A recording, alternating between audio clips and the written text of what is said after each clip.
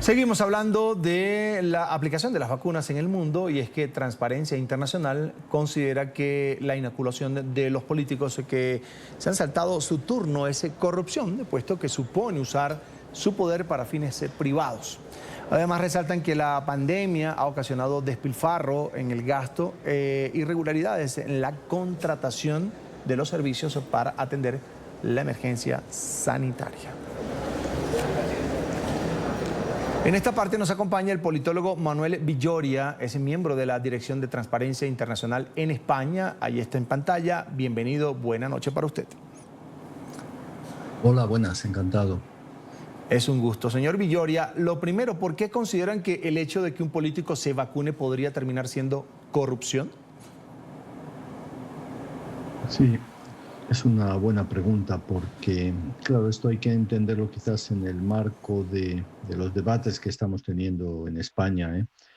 Es decir, en España los protocolos que se han establecido no incluían a los políticos como prioritarios en la vacunación, sino que se vacunaba a personas mayores, médicos, personal sanitario en general, policías, etcétera.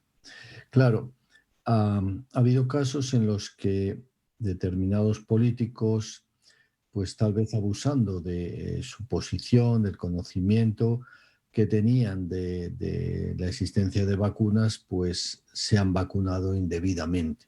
Siempre han buscado excusas como que eran vacunas que sobraban o que ellos también tienen riesgo, y es verdad, pero el problema es que la normativa interna española, en gran medida vinculada a la normativa europea, no establece que los políticos sean prioritarios, lo cual a mi juicio no es justo, porque yo creo que algunos políticos sin lugar a dudas deben ser prioritarios. Pero como la normativa está así y han abusado de su cargo para obtener un beneficio personal, pues por eso hemos considerado que podría considerarse corrupción, ¿no? Abusan del poder. Claro, es un abuso puesto que son ellos, como tienen esa información, tienen una capacidad para decidir, pues en el ámbito municipal, por ejemplo, algunos alcaldes o alcaldesas que se han vacunado, pues claro, están abusando de un poder para un beneficio privado. Eso es lo que llamamos normalmente corrupción, aunque claro, cuando pensamos en corrupción pensamos en cosas más gordas, ¿no? Más graves que esto, ¿no? Sobornos, grandes sobornos, etcétera. Pero esto también sería una forma de corrupción, yo diría menor, no gravísima, pero una forma de corrupción, ¿no? Ahora, sin justificación en cuanto a salud, edad o riesgo, terminan dando además un mal ejemplo. Efectivamente, ese es el problema, que hay en España ahora mismo hay una tercera ola, hay mucha gente en los hospitales en situación muy difícil. Y claro, cuando se sabe que hay algunos políticos que han abusado de este privilegio para vacunarse, pues ha generado mucha indignación. Y repito, hay países donde los políticos más importantes son los primeros en vacunarse, como hemos visto en Estados Unidos. Pero en España no estaba así la normativa y por esa razón se ha considerado que era un incumplimiento para privilegiar su posición. Ahora, señor Villoria, ¿les preocupa, por ejemplo, que los procesos de adquisición de vacunas contra COVID-19 terminen sirviendo también un escenario para la corrupción? Sin lugar a dudas, claro, este es un tema recurrente desde que empezó la COVID. Las contrataciones se están desarrollando por mecanismos de emergencia, de urgencia en ocasiones, pero sobre todo de emergencia, lo cual reduce enormemente los controles, la transparencia, eh, reduce los tiempos, genera en ocasiones contrataciones que se hacen en situaciones de cuasi monopolio. Claro, todo esto al final genera riesgos enormes a la integridad. Y en los casos de las vacunas, pues hemos visto los protocolos que exigían por parte de algunas empresas farmacéuticas que los contratos tuvieran confidencialidad, etcétera. Todo eso al final nos nos genera dudas, ¿no? Y genera riesgos a la integridad, ¿no? Ahora, ¿cómo evalúan ustedes el manejo de los recursos por parte de los gobiernos para el control, el manejo de la pandemia de COVID-19? Hablo de compra de insumos, equipos, adaptación de infraestructura, en fin, todo lo que implica atender, hacerle frente a una emergencia sanitaria como esta que está viviendo el mundo.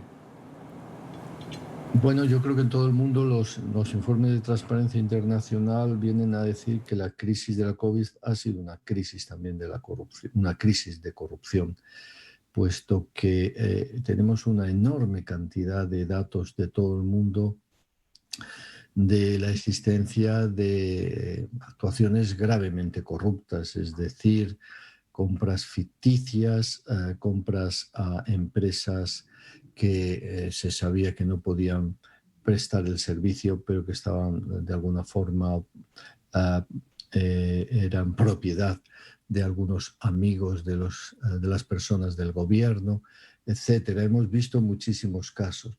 Y luego hemos visto muchos casos también que no son de corrupción, pero que sí son de despilfarro, de falta de organización, de tirar el dinero público, contrataciones que en un determinado momento se pedían y no había, resulta que no había empresas casi que pudieran aportar cosas tan importantes como respiradores, etcétera. Pues claro, se han pagado precios muy elevados. Pero el problema es que después se han pedido cantidades que eran a veces innecesarias y se han tenido casi que tirar determinados bienes, puesto que no se ha hecho buena planificación. Es decir, se ha tirado mucho dinero, muchas veces obviamente a la desesperada, buscando dar soluciones a un problema gravísimo, pero todo esto, pues bueno, nos indica la importancia de intentar prever este tipo de situaciones y dado que hay que tomar estas decisiones tan rápidas, tan urgentes, pues tener transparencia también en la medida de lo posible. La pandemia, de alguna manera, señor Villoria, ha dejado en evidencia a los gobiernos, a los dirigentes del mundo, en cuanto a la falta de planes, de estrategias, recursos ahorrados, dispuestos para preservar la vida como tal. Sin lugar a dudas, esto nos ha demostrado que vivimos en un mundo de tremendas incertidumbres y de riesgos enormes para los que no tenemos preparación. A veces es imposible de prever, lógicamente, pero todos sabíamos que podía haber pandemias, todos sabíamos que había informes que venían indicando una y otra vez los riesgos de las pandemias como los riesgos más importantes para la salud universal, pero no ha habido una adecuada preparación por parte de los gobiernos para estas situaciones, ¿no?